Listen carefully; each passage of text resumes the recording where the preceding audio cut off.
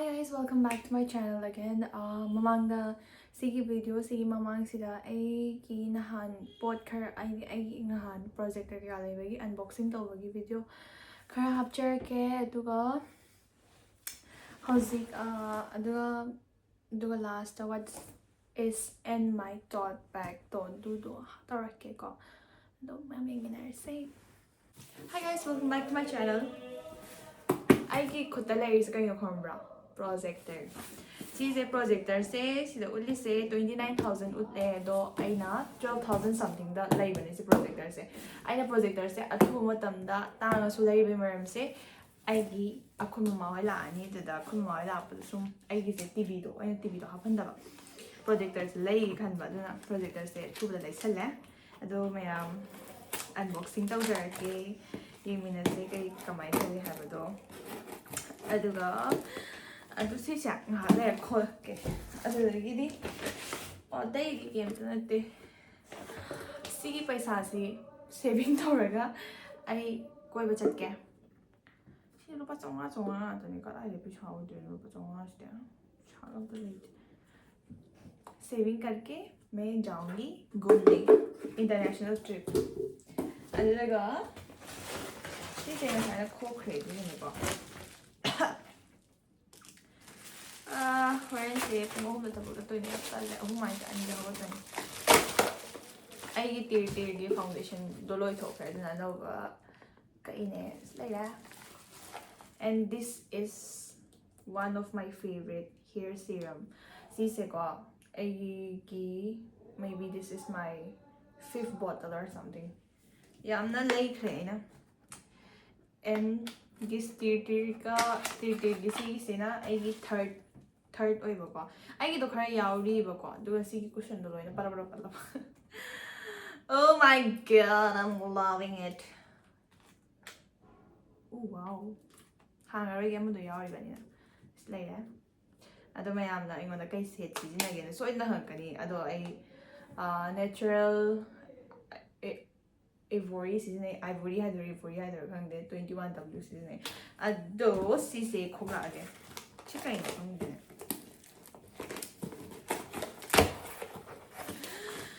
oh wow. Alright, ngatang lega 1000 rupu haibra kaya ama leike kaya na hakud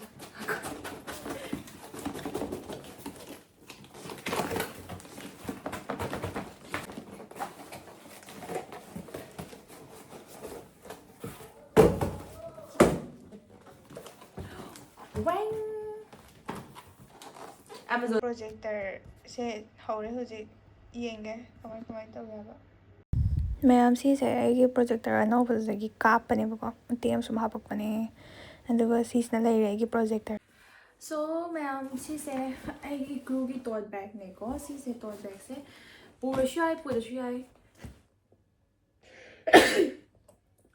sorry ado pura puda shai ado mimi ya pa mane do ai de dam pura chat le maram bi sida ai importance oiba pochai hape ko first sigi chain sigi mamang sida ai gi sida kamai utu smile le ko sai sida ai gi mosquito patches agi di bandit agi di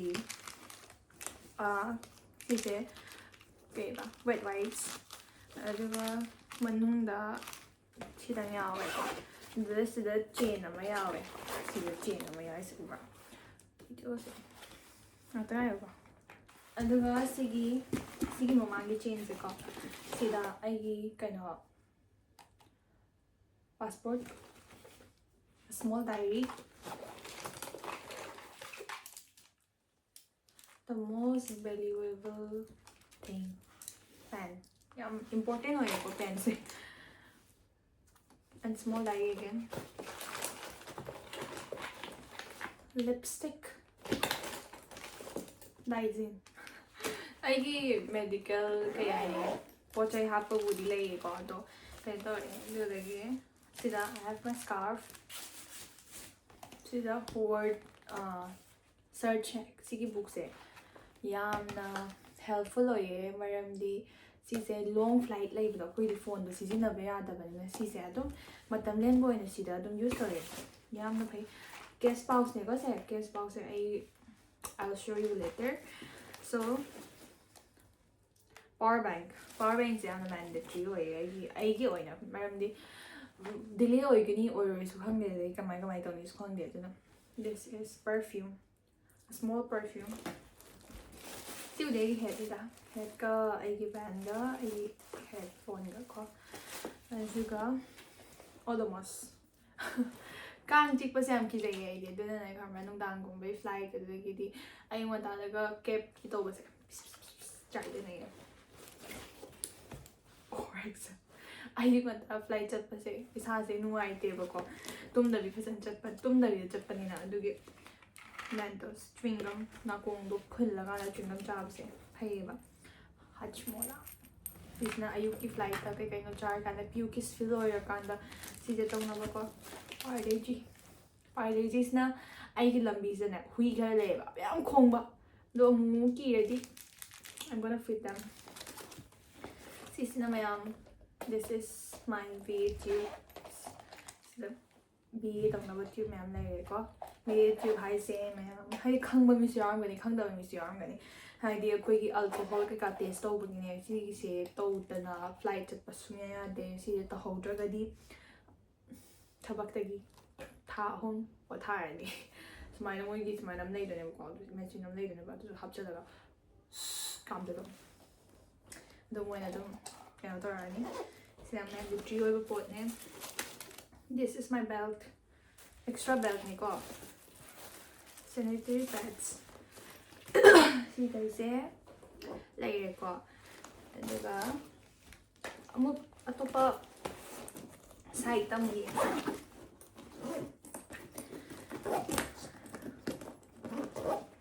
mak mojan bayad daga som side se adum chama nei re da aina sum log thok pa do som na khara easy hoi ga ni ko nothing but choco pie loira car di kai do choco pie happy china flight to gumba delay to ra sum kai nom chana ba happen ko already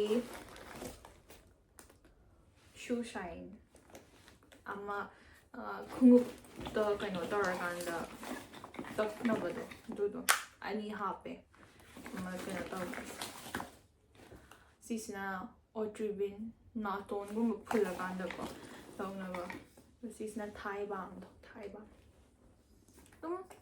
So happy ne. Wow. And then again, this is like a small perfume again. 80 perfumes. I'm a strong way, but this is not a Silver X. Could see that I sing a sambas na do. I doctor nail pen na my city I don't use, but I'm just keeping it for emergency purpose. Bakes.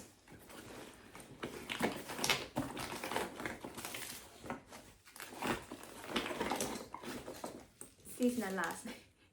This is now been busy when I look at that credo. I just mind some shit and a half and I'll talk about them basically. Here pen, coffee, black coffee. To stay awake. See my I got time milk out, no we don't.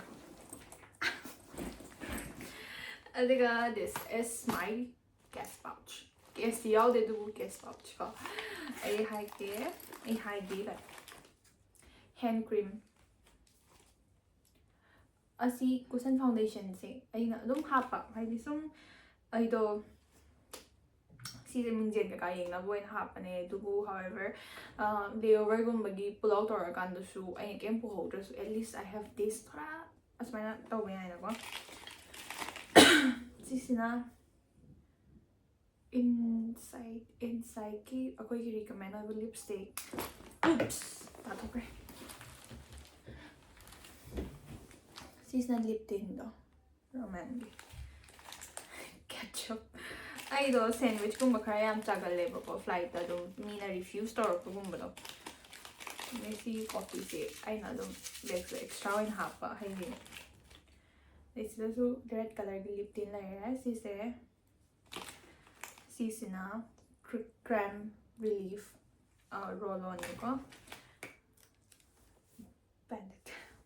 Diba? Girl power beige.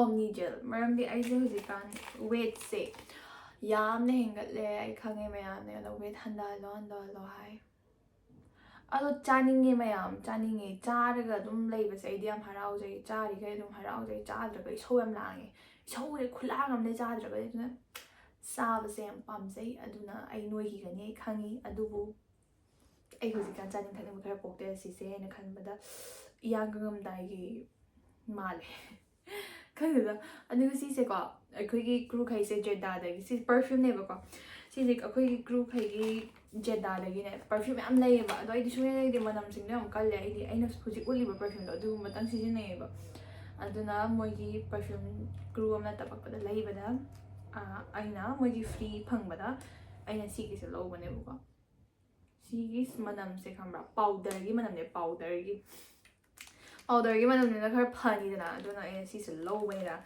ꯑꯗꯣ ꯃꯌꯥꯝ ꯁꯤ ꯃꯉꯥꯏ ꯃꯊꯪꯗꯅ ꯑꯩꯒꯤ ꯂꯒꯦꯖꯇꯣ trolley ꯍꯥꯏꯕ ꯂꯒꯦꯖꯁꯦ ꯍꯣꯏ luggage ꯁꯨꯃꯥꯏꯅ ꯇ꯭ꯔꯣꯂꯤꯗꯣ ꯑꯗꯨꯗ ꯀꯩꯀꯩ ꯌꯥꯎꯏ ꯈꯣꯠꯂꯤꯅꯣ ꯑꯗꯨꯒꯨꯝꯕ ꯎꯠꯆꯔꯛꯀꯦ ꯍꯧꯖꯤꯛꯀꯤꯗꯤ ꯃꯌꯥꯝ ꯁꯤꯁꯦ ꯁꯤꯗ ꯀꯩꯅꯣ ꯉꯥꯡꯉꯤꯁꯤ ꯁꯤꯗ ꯂꯣꯏꯁꯤꯟꯖꯔꯒꯦ Bye bye. Thank you for watching. Please don't forget to like, share, and subscribe.